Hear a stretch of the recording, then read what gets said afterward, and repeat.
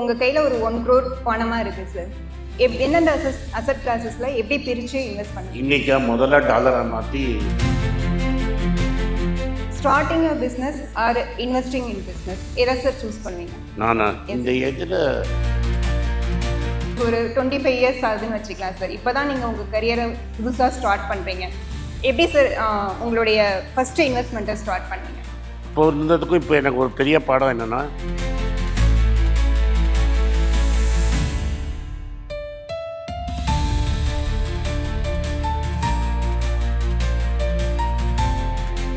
எல்லாருக்கும் வணக்கம்.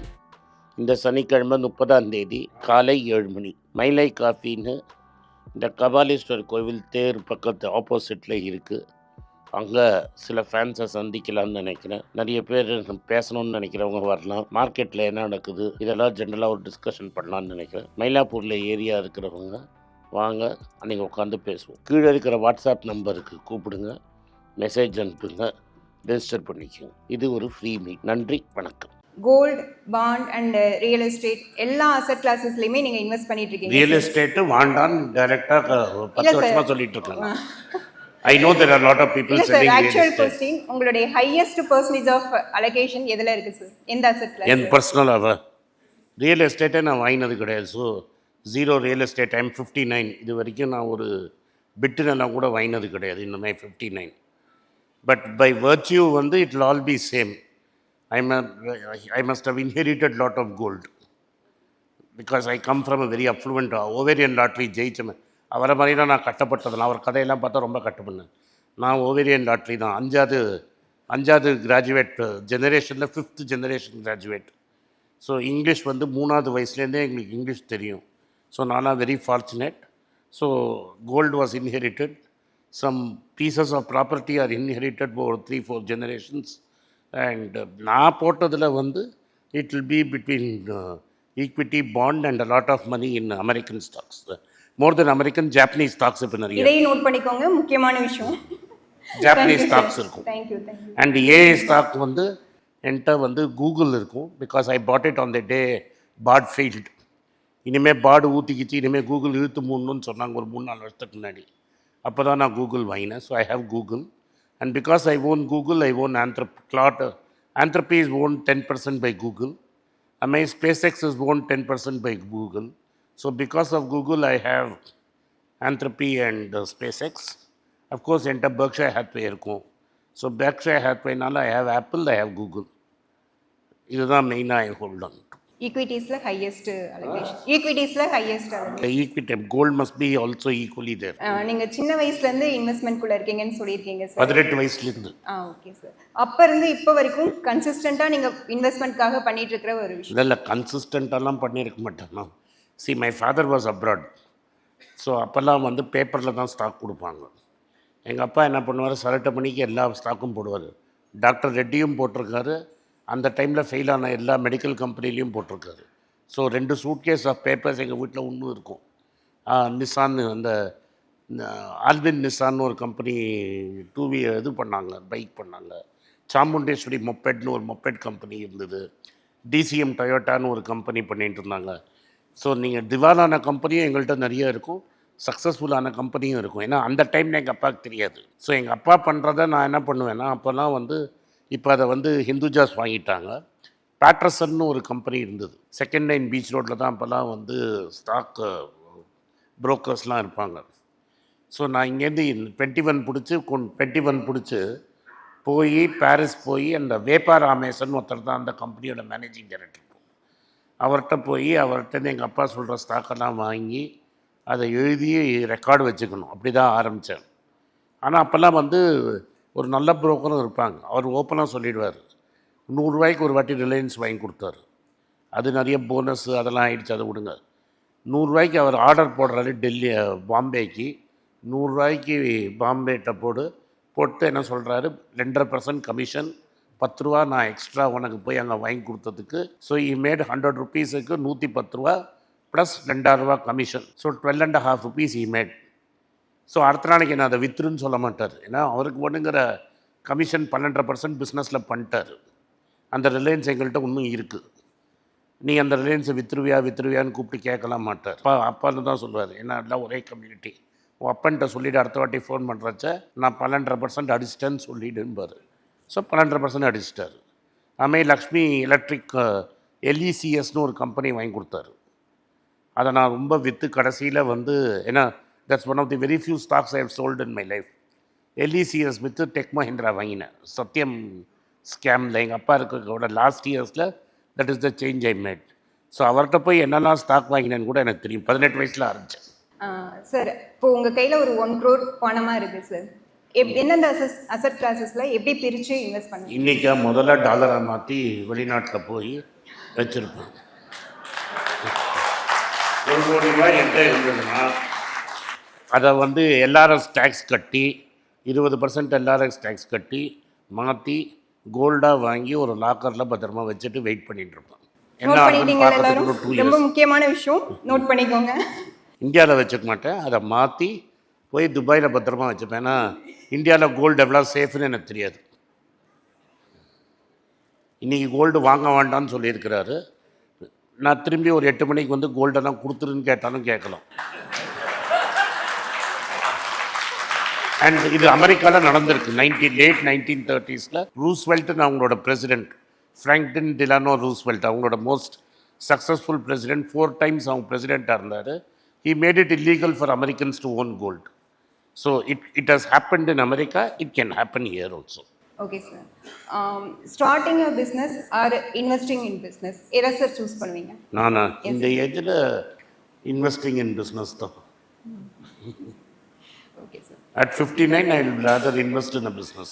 Okay sir. இப்போ உங்களுக்கு ஒரு 25 years ஆகுதுன்னு வச்சுக்கலாம் சார். இப்போ தான் நீங்கள் உங்கள் கரியரை புதுசாக ஸ்டார்ட் பண்ணுறீங்க. எப்படி சார் உங்களுடைய ஃபஸ்ட்டு இன்வெஸ்ட்மெண்ட்டை ஸ்டார்ட் பண்ணீங்க? இப்போ இருந்ததுக்கும் இப்போ எனக்கு ஒரு பெரிய பாடம் என்னென்னா, you don't need capital to start business. The greatest businesses, the greatest companies in the world are all started with zero capital. Whether it is Honda, what is today is known as Honda motor company or Toyota. நீங்கள் Honda motor கம்பெனியோட history படிச்சிங்கன்னா அது டோக்கியோவில் எரிஞ்சு Tokyo bomb பண்ணி Hiroshima Nagasaki ஆனப்புறம் ஒரு சைக்கிளில் மோட்டரை ஃபிட் பண்ணி அதை மோட்டர் சைக்கிள்னு விற்றார் அவர். ஹோண்டா கப்புன்னு பேர். Even today Honda cub is sold in south east Asia. 65 million vehicles they have sold. A million is 10 lakhs. 65 million vehicles they have sold. So you can be HP. I told it because it's in World War II முடிஞ்சு எரியிற டோக்கியோவில் ஆரம்பித்த business. அதே மாதிரி ஆரம்பித்தது தான் Sony. These are two of my favorite companies, Sony and Honda. Whether it is Google or HP or any of these companies, they have started with zero capital. So the best companies are companies which require no money to start. உங்களுடைய investment ஜேர்னியில் நீங்கள் பண்ண ஒரு பெரிய mistake அப்படின்னா என்ன sir சொல்லுங்கள்? நான் அந்த பிஸ்னஸ்லாம் பண்ணாமல் ஃபுல் டைம் இதிலேயே இருந்திருந்தேன்னா I would have made 10 times the money I made today. Super sir. And ஒரு டேர்னிங் பாயிண்ட் அப்படின்னா எது சார்? எது? இன்வெஸ்ட்மெண்ட்டில் ஒரு பெரிய இல்லை, என் லைஃப்பில் டேர்னிங் பாயிண்ட்டுங்கிறது I was fairly a successful investor by 2013. இங்கே இருக்கிற மக்கள்லேயே நிறைய பேர், அப்போ நான் போய் காக்னிசன்ட்டில் பேசினேன். 2013 என்னை காக்னிசன்ட்டில் கூப்பிட்டாங்க. ஒரு நீலட்டு கலர் டர்பன் போட்டவொன்னே கனாப்பினான்னு திட்டிகிட்டு இருந்தாங்க அன்றைக்கி. அங்கே இருக்கிற காக்னிசன்ட்டில் மயிலாப்பூரில் இருக்கிறவங்க வாய்க்கு வந்தபடி திட்டினாங்க. பாவம், அவங்க 1980s இருந்ததில்லை, சார் இருந்திருக்காரு. நான் செல்வந்தர், பெரிய பணக்கார வீட்டு பையன். நான் பறக்கிறதுக்கு முன்னாடியே எங்கள் வீட்டில் கார் இருக்குது. நான் க்யூவில் நின்றுருக்கேன் பால் வாங்க, நான் க்யூவில் நின்றுருக்கேன் மாடர்ன் பிரெட் வாங்க. அந்த இந்தியா உங்களுக்கு தெரியாது. ஒரு டெலிஃபோன் வாங்கினோன்னா 5 வருஷம் ஆகும். ஒரு டெலிஃபோன் வாங்கினோன்னா நீங்கள் செல்வந்தராக இருந்தால் 5 வருஷம் ஆகும். அப்புறம் ஓஐடின்னு ஒன்று கொண்டு வந்தாங்க. 1500 கட்டினா உடனே வந்துடும். அப்புறம் தான் உங்கள் எல்லோ ஃபோன் வந்தது. கம்ப்யூட்டர்லாம் உங்கள் ஊரில் கொண்டே வந்திருக்க முடியாது. நீங்கள் நாராயணமூர்த்தியோட ஹிஸ்ட்ரி படித்தீங்கன்னா சடனாக 91 அந்த ப்ளூ டர்பன் யார் வேணால் கம்ப்யூட்டரை கொண்டு வரலான்னு சொல்லிட்டாரு. இன்றைக்கி இந்தியாவுங்கிற ஊர் இருக்குது, ஆனந்தம் பற்றி சொல்லி காலேஜ் இருக்குது, யூனிவர்சிட்டி இருக்குது, படிப்பு இருக்குது, எஜுகேஷன் லோன் இருக்குன்னா அந்த மனுஷன்னால நீங்கள் அவனுக்கு ஒன்றும் பண்ணியிருக்க வேண்டாம். ஒன்று காரி துப்பி அமிச்சிங்கல்ல மூஞ்சியில் அந்த ஆள் ஒரு பைசா அடிக்கிறேன்னு எனக்கு தெரியும். அவரோட இருந்தவங்க எல்லாருக்கும் எனக்கு தெரியும். அவங்க டைப்பிஸ்ட் அசிஸ்டண்ட்டாக இருந்தவங்க தஞ்சாவூரில் ரிட்டையர்டாக இருக்காங்க. ஒரு பைசா அடித்தது கிடையாது. ஒரு பேனா கூட ஒரு கிராஸ் பென் கொடுத்தா கையெழுத்து போட்டு திரும்பி உங்கள்கிட்டயே கொடுத்துருவாரு. அந்த மனுஷனை 4 அடித்து துப்பி அடித்த அப்புறம் தான் நான் எழுத ஆரம்பித்தேன் ஃபேஸ்புக்கில் நீங்கள் பண்ணுறது தப்புன்னு. அதனால தான் எனக்கு இந்த பாப்புலாரிட்டி, அதனால தான் என்னோட டேர்னிங் பாயிண்ட். 2018 நான் போய் அவரை கேட்டேன். ஒரே ஒரு வாட்டி தான் பார்த்தேன். So there was a big எக்கனாமிக்ஸே. நான் actually I'm computer science student. நான் போய் இப்போ எக்கனாமிக்ஸ் ஆகிட்டேன். அவருக்கு ஃபுல்லாக எக்கனாமிக்ஸ் படித்து அந்த டைமில் தரோவாக எனக்கு எக்கனாமிக்ஸுங்கிற ஒரு சப்ஜெக்டை நல்ல புரிதல் இருந்தது. So I was arguing with him. அன்றைக்கி தான் வந்து காஷ்மீரை உடைக்கிறாங்க. ஆர்டிக்கல் 370 அன்றைக்கி அப்ளிகேட் பண்ணுறாங்க. ஒரு கேப் இருந்தது. அசாமில் அவருக்கு ராஜ்யசபா சீட்டு முடிஞ்சு போயிடுச்சு. ராஜஸ்தானில் ராஜ்யசபா சீட்டு வரதுக்கு நடுவில் ஒரு 6 மாதம் அவர் ராஜ்யசபாவில் இல்லை.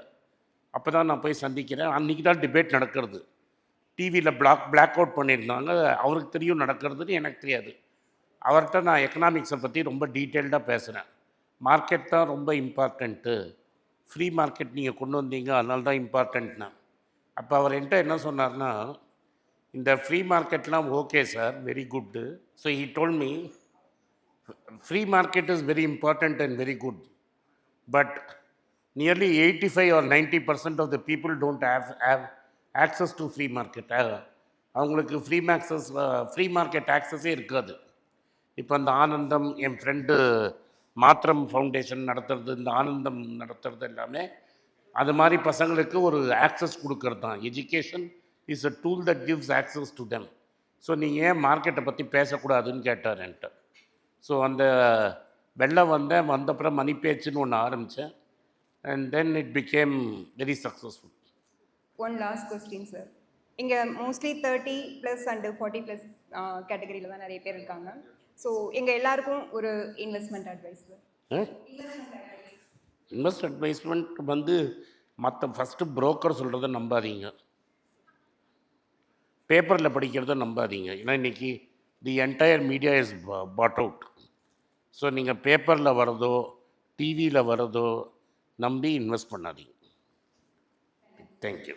எல்லாருக்கும் வணக்கம். குழந்தைங்களுக்காக ஃபைனான்ஷியல் லிட்ரஸி, மணி ஃபார் நத்திங்னு 2வது பார்ட்டு. அண்ட் இதில் வந்து செக் எழுதுறது எப்படி, டெபாசிட் ஸ்லிப் எழுதுறது எப்படி, பணம் எப்படி வந்தது, பார்ட்டர்லேருந்து டிமானிட்டைசேஷன் வரைக்கும் எல்லாத்தையும் கவர் பண்ணியிருக்கோம். உங்கள் குழந்தைங்க அப் டு ஏஜ் 10-12க்கு ரொம்ப யூஸ்ஃபுல்லாக இருக்கும். இந்த புக்கு இப்போதைக்கு ஒரு ஸ்பெஷல் ப்ரைஸில் 450 ரூபாய்க்கு கொடுக்குறோம். இதை யூஸ் பண்ணிக்கோங்க. நன்றி, வணக்கம். moneypage.com வெப்சைட்டை சப்ஸ்கிரைப் பண்ணுங்கள். ஒரு வாரத்துக்கு 4 ப்ரீமியம் ஆர்டிக்கலும் ஃப்ரீ ஆர்டிகல்ஸ் ஒரு 10லேருந்து 15 நாங்கள் போடுறோம். இது சப்ஸ்கிரிப்ஷன் ஒரு மாதத்துக்கு 99 ரூபா தான். இங்கே சொல்கிற கான்செப்ட்ஸை கிரேட்டாக எக்ஸ்பேண்ட் பண்ணி போடுறோம். நீங்கள் படித்தீங்கன்னா உங்களுக்கு யூஸ்ஃபுல்லாக இருக்கும். நன்றி, வணக்கம். வணக்கம். குழந்தைங்களுக்காக ஒரு புஸ்தகம் லான்ச் பண்ணோம். அது ரொம்ப சக்ஸஸ்ஃபுல்லாக இருக்குது. யாருக்கெல்லாம் அந்த புஸ்தகம் போகணுமோ எங்கள் டீமுக்கு கான்டாக்ட் பண்ணுங்கள். கீழே இருக்கிற நம்பர்லேயும் வெப்சைட்லேயும் கான்டாக்ட் பண்ணிங்கன்னா உங்களுக்கு அந்த புஸ்தகத்தை நீங்கள் வாங்கிக்கலாம். மற்ற எங்கள் புஸ்தகமும் அவைலபிள். எங்கள் வெப்சைட் மூலமாகவும் வாங்கலாம். கீழே இருக்கிற வாட்ஸ்அப் நம்பர்லேயும் மெசேஜ் அனுப்பலாம். நன்றி, வணக்கம்.